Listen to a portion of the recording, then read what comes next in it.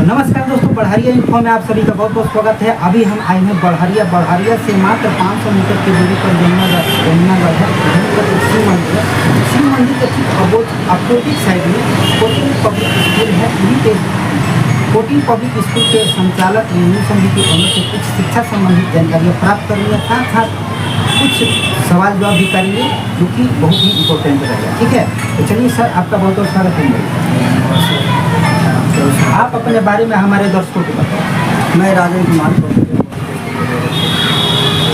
और मैं स्कूल नहीं चलाता हूँ। राजेंद्र कुमार मेरा नाम है। ख़ास तौर पे कॉम्पिटिटिव क्लास के लिए हम लोग ज़्यादा तैयारी कराते हैं। कॉम्पिटिटिव एग्ज़ाम जो होते हैं, जैसे नवोदय सैनिक स्कूल, ये सब चीज़ें जो उस पर ज़्यादा ध्यान देते हैं। उसको लेकर के हम लोग उस स्तर से हम लोग बच्चों को पढ़ाते हैं। पहला सवाल आपसे यही रहेगा कि किसी भी इंसान के जीवन में शिक्षा क्यों जरूरी है? तो शिक्षा तो इंसान के जीवन में बहुत ज़रूरी है। शिक्षा जीवन को सफल है। शिक्षा से ही आगे बढ़ता है आदमी, अपना लक्ष्य को प्राप्त करता है, अपने अंदर संस्कार लाता है। एक इंसान को जीने के लिए जो चीज़ चाहिए वो शिक्षा है। बिना शिक्षा का इंसान को अच्छा कर्म नहीं कर सकता है, अच्छा संस्कार नहीं हो सकता है, अच्छा उसका अचीवमेंट नहीं हो सकता है, अपने टारगेट को नहीं पकड़ सकता है। आपके स्कूल में कोई भी अभिभावक क्यों एडमिशन अपने बच्चे को करता है, आप उनको क्या कह सकते हैं? सबसे पहले तो मैं सभी अभिभावक को नमस्कार करता हूँ और उनको एक सलाह देता हूँ। आप कहीं भी एडमिशन कराइए, पहले स्कूल के बच्चों से मिलिए। स्कूल के डायरेक्टर, स्कूल से के प्रिंसिपल, टीचर से मत मिलिए, क्योंकि वो अपने यहाँ एडमिशन कराने के लिए कुछ भी झूठ सही बोल सकते हैं। आप स्कूल के बच्चों से मिलिए, बच्चों में क्या क्वालिटी मिल रही है, उसके बाद आप डिसाइड कीजिए कि कहाँ एडमिशन। हम अपने बच्चों को सबसे पहले संस्कार जो बताएं, कैसे पेरेंट्स से बात करना है, कैसे क्या करना है, कैसे घर से आना है, कैसे जाना है, ये सब हम लोग शिक्षा देते हैं। सबसे पहला शिक्षा हम लोग संस्कार पर ध्यान देते हैं, क्योंकि बच्चे हैं। छोटे बच्चों को संस्कार नहीं दीजिएगा तो बड़े होकर के वो संस्कार उनमें नहीं जा सकता। छोटे बच्चे से ही सिखाना पड़ता है कि बड़े को कैसे बात करना है, छोटे को कैसे करना है, क्या करना, संस्कार से रिलेटेड जो भी है। उसके अलावा फैसिलिटी जो हमारे यहाँ है, ट्रांसपोर्ट का फैसिलिटी, कंप्यूटर का फैसिलिटी, और इसके साथ साथ जो कॉम्पिटिटिव क्लास हो उस पर विकास। और के अलावा पेरेंट्स को भी हम बुलाते हैं, जहाँ कमी होती है बुलाते हैं, क्योंकि बच्चा का ग्रो तब होगा जब हम दोनों तरफ से ध्यान दें।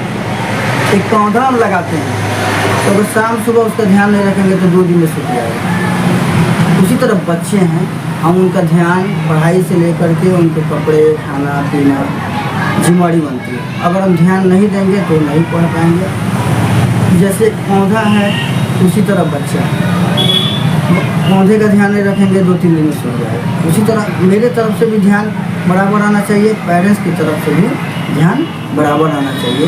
इस तरह से बच्चे को। नेक्स्ट सवाल आपसे ये है सर कि कोई गार्जियन अभिभावक क्या करते हैं, अपने बच्चों को क्लास जंप करा के जैसे तैसे मैट्रिक एग्जाम दिया, तो ऐसा करना उस बच्चे के लिए, उस बच्चे के भविष्य के लिए सही है क्या? तो बच्चे के भविष्य के लिए सही नहीं है। एक और जो सर्टिफिकेट मिलता है वो कागज़ का टुकड़ा है, लेकिन जो अंदर क्वालिटी होनी चाहिए वो क्वालिटी बच्चा अंदर है। बच्चों को बेसिक चीज़ शुरू से बेसिक चीज़ पर ध्यान देना चाहिए। ये क्वालिटी में समझिए कि सुराग करना हो जाए। अंदर से खोखला है बच्चा, अगर हम जंप करा रहे हैं उसका पीछे का सिलेबस छूट गया, आगे वो जब वो चीज़ मिलेगा तो वो नहीं कर पाएगा, उसके लिए वो नया रहेगा। जबकि वो मान लीजिए कि 5th क्लास को जंप करा दिया, 5th क्लास का सिलेबस 6 में चला गया, तो 5th का तो ब्लैंक रह गया, उसका तो खाली रह गया। तो वो चीज़ अगर उससे रिलेटेड कहीं अगर मैट्रिक में है, ISC में है, उससे रिलेटेड एक छोटा सा क्वेश्चन आ गया तो उसके लिए वो नया रहेगा, जबकि वो 5th क्लास में पढ़ चुका हो रहा है। अगर जंप किया होगा तो तो उसको फिलअप करें, तो वहाँ पे उसका क्वेश्चन। तो अगर बेस मजबूत नहीं रहेगा तो ऊपर जा कर के वो अच्छा डिजाइन नहीं कर पाएगा, और ना ही अपने अंदर जो क्वालिटी होनी चाहिए वो भी नहीं करेगा। जो कॉन्फिडेंस लेवल है वो जलतेगा नहीं होगा। और जो अंदर की क्वालिटी होती है, पढ़ाई की क्वालिटी होती है, वो क्वालिटी उसका अंदर रहेगी। नेक्स्ट सवाल आपसे यही है सर कि कोई अभिभावक क्या करते हैं कि फी के लेकर दाल मटोल करते हैं, मतलब अगला महीना तो दिन फिर उसका अगला महीना तो लेकिन बाकी बहुत सारा दिन बाकी रखते हैं। जब सर या फिर जो भी है संचालक पर टेलीफोन करते हैं तो पता चलता है कि उनका बच्चा उस स्कूल में से नाम कटाकर किसी और स्कूल में एडमिशन करा लें, तो ऐसे में आप जो भी सहयोग के रूप में टीचर रखे हुए हैं तो उनको कैसे मिलते हैं? सबसे पहले मैं सभी अभिभावक को मैं सलाह दे रहा हूँ, मैं विनती भी कर रहा हूँ कि जो भी स्कूल संचालक है आप ही पर डिपेंड है, जो भी मैं हूँ चाहे जो भी है। और ये जो गुरु का पैसा तो रखना ही नहीं चाहिए सबसे पहले। और दूसरी बात, आप यहाँ से वहाँ निकाल कर डाल दिए, यहाँ से वहाँ निकाल दिए, वो बच्चा में आप लिख कर देख लीजिए और पिछला उठा कर देख लीजिए कि वो बच्चा कुछ नहीं कर पाएगा, क्योंकि उसका ध्यान कुछ दिन इस स्कूल में रहा, फिर घर गया और वो चिड़चिड़ापन रहता है, क्योंकि स्कूल का प्रिंसिपल अकाउंटेंट उसको टॉर्चर करेंगे। तो वो क्लास में क्या होगा, वो चिड़चिड़ापन होगा, टॉर्चर होगा, लज्जित होगा, उसका ध्यान फोकस सिलेबस पे नहीं जाएगा, बुक पे नहीं जाएगा, बहुत सारा चीज़। यानी आप अगर फीस समय से नहीं दे रहे हैं तो बच्चा पर असर पड़ता है, वो लज्जित होता है, अपने क्लासरूम में लज्जित होता है, उसका ध्यान पढ़ाई पर कंसंट्रेट नहीं कर पाता। दूसरी बात, आप फी जो स्कूल वालों को देते हैं, मान लीजिए कि आप 1000 रुपये फी देते हैं, सपोज आपके बच्चा को कम से कम 7 टीचर पढ़ाते हैं रोज। अगर एक दिन का भी देखा जाए ना तो एक टीचर का 5 रुपये भी नहीं। अगर 1000 रुपये दे रहे हैं, अगर 500-400 दे रहे हैं तो 2 रुपये भी नहीं देंगे एक टीचर का रोज का। तो इसके लिए मैं बता रहा हूँ, अभिभावक से मैं विनती कर रहा हूँ कि किसी भी स्कूल में आपका बच्चा जाता है उनका फी समय से पेड कीजिए, क्योंकि आप पर ही डिपेंड है सब। सारे टीचर भी जो हैं आप पर ही डिपेंड है, उनका भी और जो भी खर्च है चाहे जो भी उसी पर डिपेंड है। और अगर सोचा जाए तो एक टीचर को रोज़ का एक बच्चा पर 2 रुपया भी नहीं बनता, अगर डिवाइड कर दिया जाए, तोड़ दिया जाए उसको। तो मैं सभी अभिभावक से यही कहना चाहते हैं कि आप किसी भी स्कूल में अगर भेज रहे हैं, एक जिम्मेवारी के तरह, एक जिम्मेवारी समझ करके उस फी को समय से जमा करें। नेक्स्ट सवाल आपसे सर यही है कि अभी के दौर में जी अधिकतर बच्चों में मोबाइल की लत लगी है, छोटे बच्चों में। अगर बच्चे को मोबाइल ना दे तो मोबाइल का लत से अपने बच्चों को कैसे दूर रखना है? जी, सबसे पहले मोबाइल का लत खुद से उनका नहीं है। मोबाइल का लत पेरेंट्स ही लगाते हैं। पहली बात जड़ में बजा रहा हूँ, पेरेंट्स ही लगाते हैं, फिर बाद में वो समझिए कि डेंजर हो जाता है। तो बच्चों को आप अगर बुक पढ़ेंगे ना पढ़ करके, तो बच्चे भी बुक ही लेंगे। पेरेंट्स हमारे अगर माता पिता साथ में हैं तो अगर हम लिख रहा हूँ चाहे बुक पढ़ रहा हूँ तो उनका बुक पर ही ध्यान जाएगा, मोबाइल नहीं होगा। तो क्या करते हैं, पेरेंट्स ही मोबाइल यूज़ करते हैं। तो देखा देखी बच्चे भी करते हैं, लेकिन ये बच्चों के लिए बहुत खराब, सेहत के लिए भी, उनके भविष्य के लिए, उनके दिमाग के लिए बहुत खराब। सर एक क्या होता है कि मोबाइल यूज़ करने में समय तो जाता ही है, उनका आँख का प्रॉब्लम, मोबाइल का यूज तो वो तो उनका समय जाता है।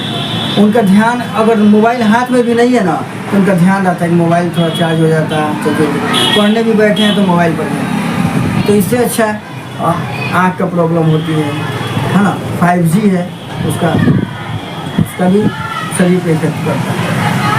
तो मैं पेरेंट्स से यही बोलूँगा कि बच्चों से मोबाइल दूर रखें, उनको देखने नहीं दें, मतलब वो पता नहीं चले कि घर में मोबाइल है। मोबाइल में आपसे रिक्वेस्ट करता हूँ, सभी अभिभावक से मैं रिक्वेस्ट करता हूँ, विनती करता हूँ कि मोबाइल से दूर कर दीजिए बच्चों को, मोबाइल से दूर कर दीजिए प्लीज़। नहीं तो इसका क्या, इसका पढ़ाई पर बहुत बुरा असर पड़ता है सर, क्योंकि मोबाइल पर ध्यान जा रहा है, सेहत को लेकर के और समय को लेकर के, हर चीज़ से लेकर के, शिक्षा को लेकर के बच्चों से एकदम मोबाइल अपने तरफ अट्रैक्ट कर रहे हैं, अपने तरफ, जबकि उसमें कुछ है नहीं। बच्चे खूब देखेंगे, कार्टून देखेंगे, गेम खेलेंगे, कुछ ऐसा चीज़ नहीं लेंगे कि उससे जानकारी हो। तो क्यों दें उनको? उनके लिए खेलने के लिए बैट बॉल दीजिए, जो भी चीज़ है, जो फिजिकल हम प्ले करते हैं वो चीज़ उनको प्रोवाइड करेंगे, लेकिन मोबाइल से सारी समझ जाते जी सर। और जो भी छात्र के पास की उनको पढ़ाई में मन नहीं लगता, घर पर सिचुएशन देखते या फिर बाहर चले जाते हैं। तो ऐसे में वो कहीं बाहर जाते हैं तो कुछ खास तकलीफ पर या फिर कुछ खास पोस्ट करके नहीं जाते या फिर स्कूल शिक्षित कर नहीं जाते हैं, तो जो बच्चे छोड़ देते हैं इस बीच में पढ़ाई, आगे जो डिजिटल शिक्षा जो होता है इंटर का, ग्रेजुएशन का या फिर पीजी का, वहाँ तक नहीं चल पाते हैं, तो इससे तो आप किस मूल्य से रखते हैं? सबसे पहले लड़कियों की बात है, ये शादी कर देते हैं। मैं समझता हूँ जहाँ तक कि सर, लड़की जितना समय और जितना अच्छा कर सकती है, मुझे नहीं लगता है कि लड़के लोग, क्योंकि लड़के लोग बाहर फ्री, उनके हाथ में मोबाइल है ना, और बहुत सारे संगत की वजह से वो लोग बढ़।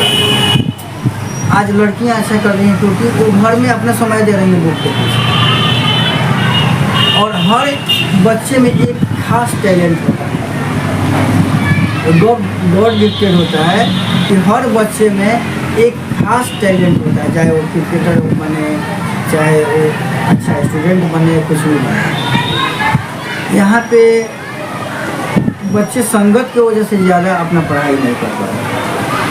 फैसिलिटी है, पेरेंट्स चाह रहे हैं पढ़ाना, लेकिन उनको शुरू से स्कूली जो शिक्षा होता है, उसको बेसिक शिक्षा जो होता है उन बच्चों को नहीं दिया जा रहा है।